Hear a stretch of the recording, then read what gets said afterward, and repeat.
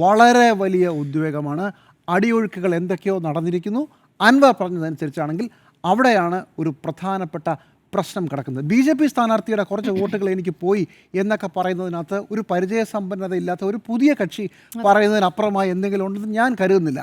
പക്ഷേ ഹിന്ദു വോട്ടുകളുടെ ഒരു കൺസോൾട്ടേഷൻ കഴിഞ്ഞ തവണ എങ്ങനെയാണോ UDF സ്ഥാനാർത്ഥിക്ക് കിട്ടിയത്, VV പ്രകാശിന് കിട്ടിയത്, അതുപോലെ തന്നെ ഇത്തവണ ഇടതുമുന്നണി സ്ഥാനാർത്ഥിക്ക് കിട്ടിയിട്ടുണ്ടാകാനുള്ള എല്ലാ സാധ്യതയുമുണ്ട്. അത് നേരത്തെ സ്മൃതി പറഞ്ഞതുപോലെ ഇതിന് മുന്നൊരുക്കമുണ്ടാക്കി വെച്ച LDFിൻ്റെ ഒരു സാഹചര്യം ഉണ്ടല്ലോ. വെള്ളാപ്പള്ളി നടേശൻ അവിടെ ഒന്ന് സംസാരിക്കുന്നു. ഇങ്ങനെയൊന്നും പറയുന്നത് അത്ര ശരിയല്ല കേട്ടോ. ഒന്ന് ശ്രദ്ധിക്കണം. നിങ്ങൾ പറഞ്ഞ കാര്യമൊക്കെ എനിക്ക് മനസ്സിലായി എന്ന് പിണറായി വിജയൻ പറയുന്നു, തോളത്ത് തട്ടുന്നു, അങ്ങനെ ഷാളണിയിക്കുന്നു, പുകഴ്ത്തുന്നു. അങ്ങനെ LDF ഒരുക്കിക്കൊണ്ടുവരുന്ന ഒരു രാഷ്ട്രീയ സാഹചര്യമുണ്ട് കേരളത്തിൽ.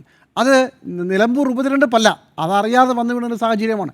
2026 നിയമസഭാ തെരഞ്ഞെടുപ്പിലേക്ക് ഇടതുമുന്നണി ഒരുക്കിക്കൊണ്ടുവരുന്ന ഒരു രാഷ്ട്രീയ സാഹചര്യമുണ്ട്.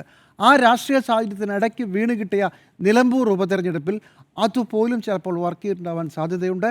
അത് ഗ്രൗണ്ടിലെ പൾസ് അറിയാവുന്ന അൻവർ മനസ്സിലാക്കിയിട്ടാണോ ഇങ്ങനെ ഒരു ഫേസ്ബുക്ക് പോസ്റ്റ് ഞാൻ സംശയിക്കുന്നു. ഇന്ന് 9 മണിക്ക് PV അൻവറിൻ്റെ വാർത്താ സമ്മേളനവും അതുതന്നെ ആയിരിക്കാനാണ് സാധ്യത.